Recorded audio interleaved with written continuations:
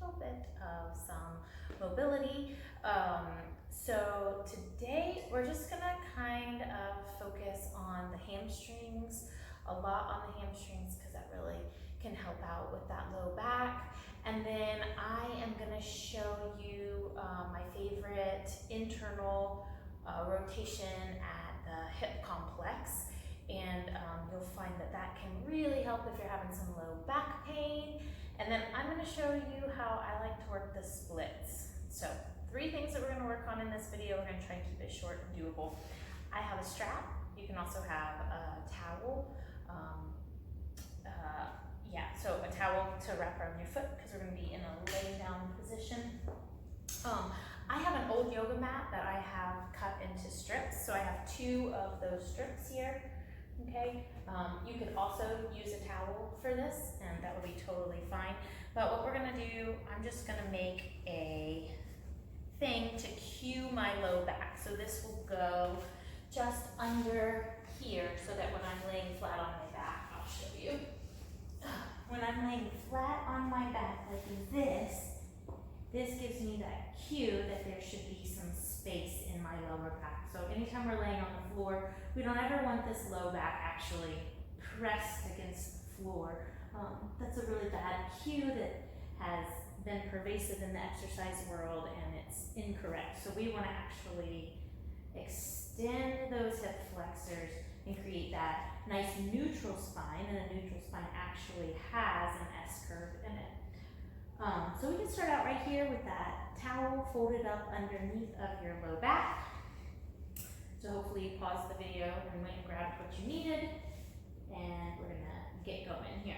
So I'm gonna take this strap and I'm gonna use my left leg here, and I'm gonna place it across the widest part of my foot. So it's gonna go from big toe to just below the pinky toe, and that big toe joint is caught on there.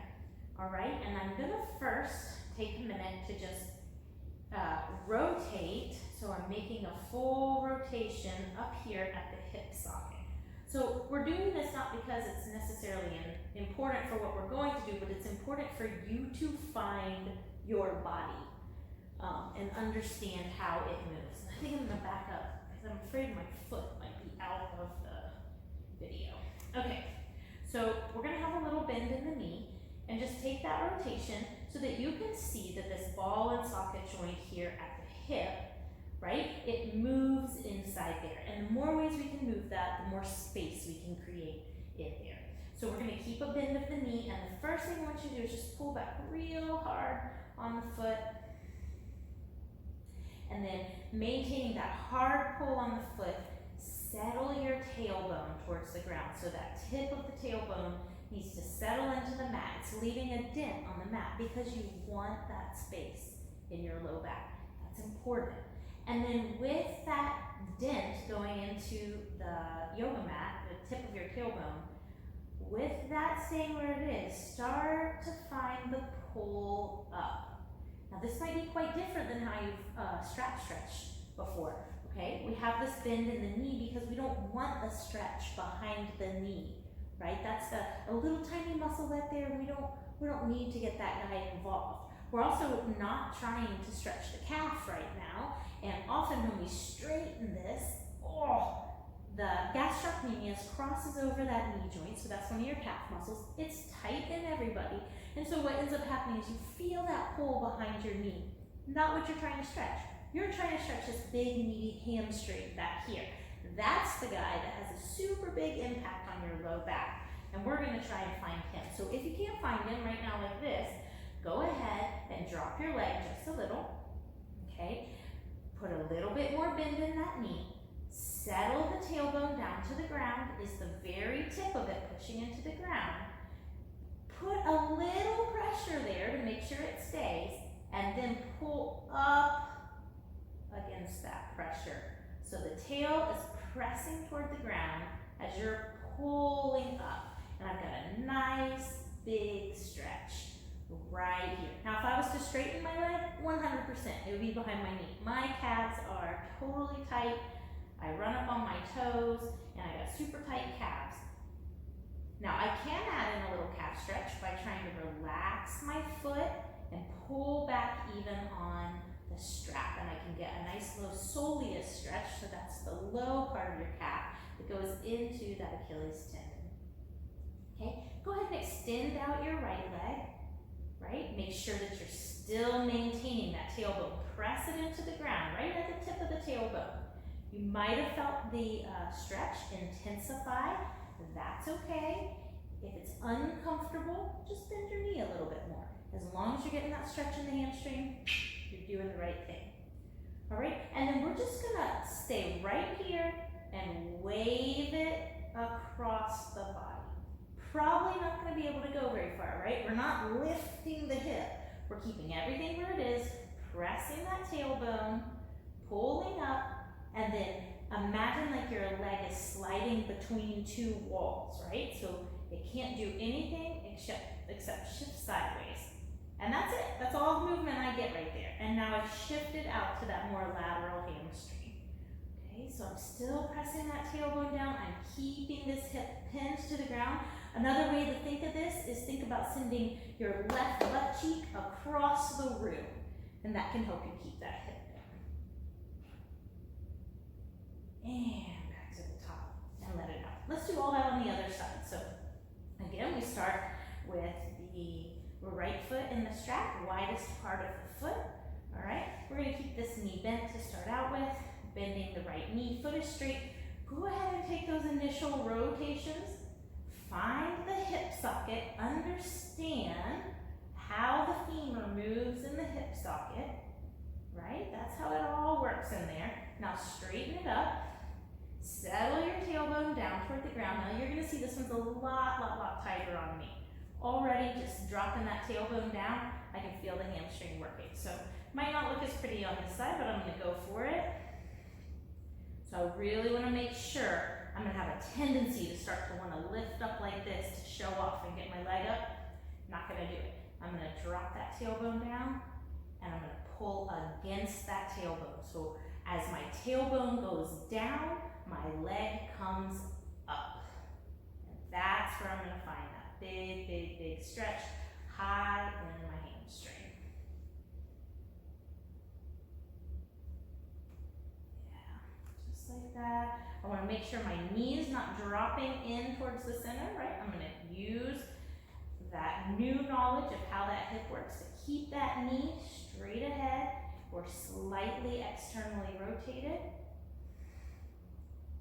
Another thing I'm gonna think about is I like to stick my rib cage up here.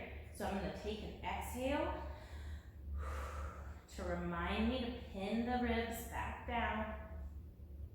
Okay, and I'm gonna drop out and I'm gonna reset because I know I like to mess this side up. And then as the tailbone goes down, I'm gonna pull the leg up. Great. Then I'll extend this other leg out, trying to maintain everything just as it is. Keeping it all right there.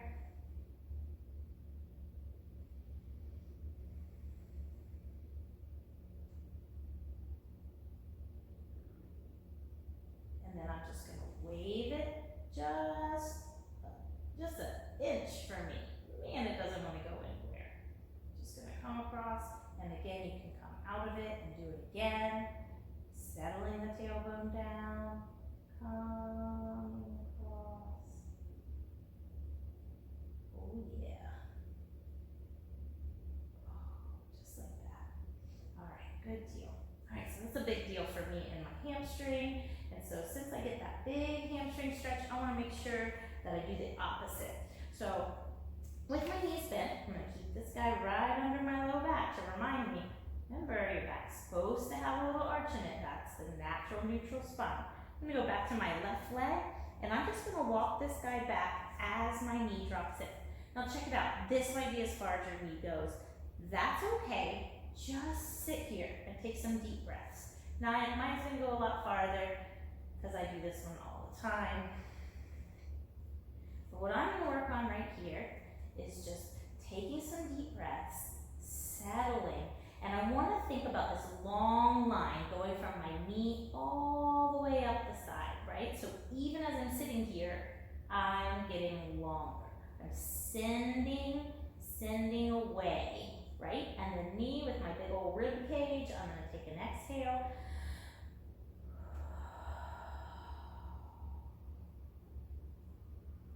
And that's where I'm gonna find the best stretch right there. Now, you might just wanna pause the video, sit here for about 2 minutes, right? And then unpause the video. That's cool. Sitting for a long time in these positions is fantastic. That's how you make progress. But if you're one of those antsy folks who doesn't have enough time to stretch, what you can do is take this leg that's up, that's gonna be your right leg, and you can heel toe it away. So you're still sending this knee long, and you're heel toeing away from that knee. Now that's just gonna kind of move that stretch a little differently. I'm gonna have to take another exhale because if I move my body, my rib cage wants to flare out. We can talk about the psychology of that on another day.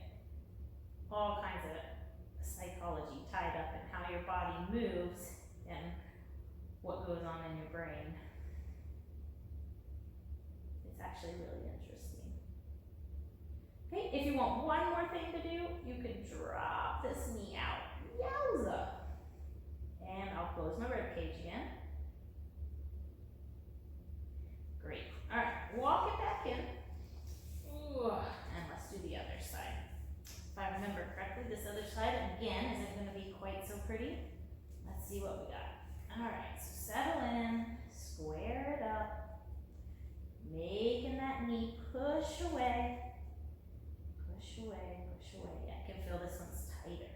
It's fighting me on this side, so I'm gonna sit here. Remember, you have the option to pause the video, sit here for a full 2 minutes. If I wasn't making a video, I would totally sit here for 2 full minutes. But doesn't anyone want to have a video of me laying like this for 2 minutes?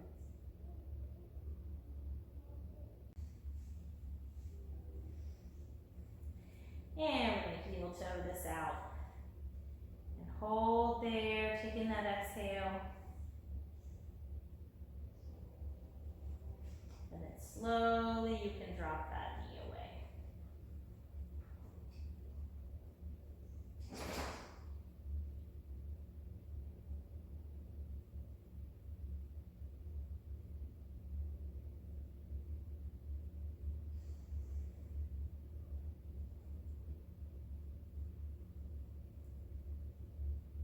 One more time.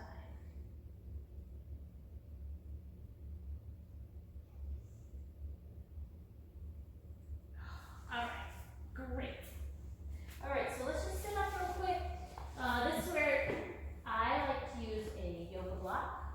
Okay, so I'm just gonna set this yoga block back at the back of my mat. And I'm gonna sit down on that yoga block. And I'm gonna extend my hips out this way. So I want to make sure, like if you're thinking of your pelvis, I want the pelvis to spill forward off the front end of the yoga block.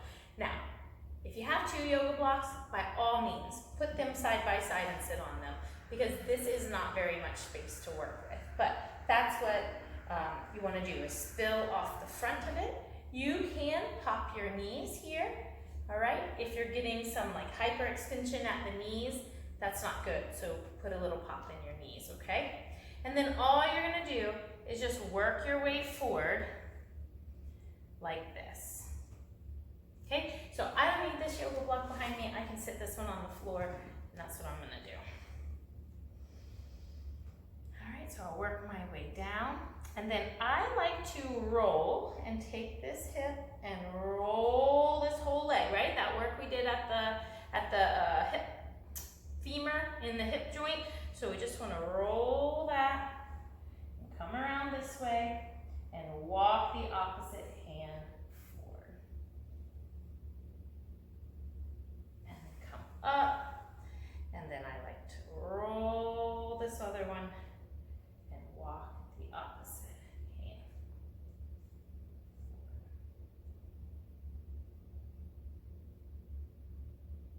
So you can keep going side to side like this, right? Just walk and reach. Good. And then walk and reach.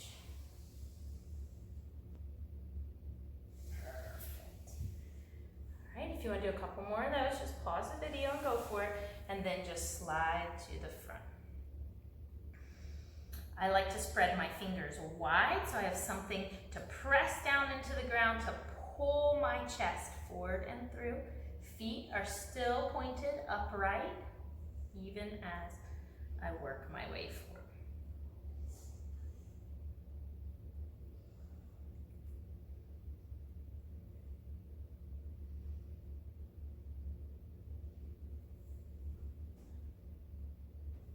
And again, you can stay in that one for about 2 minutes, and it will be so great just to release that low back and finish up those hamstrings. So I hope this was helpful. Sorry for the photobomb. And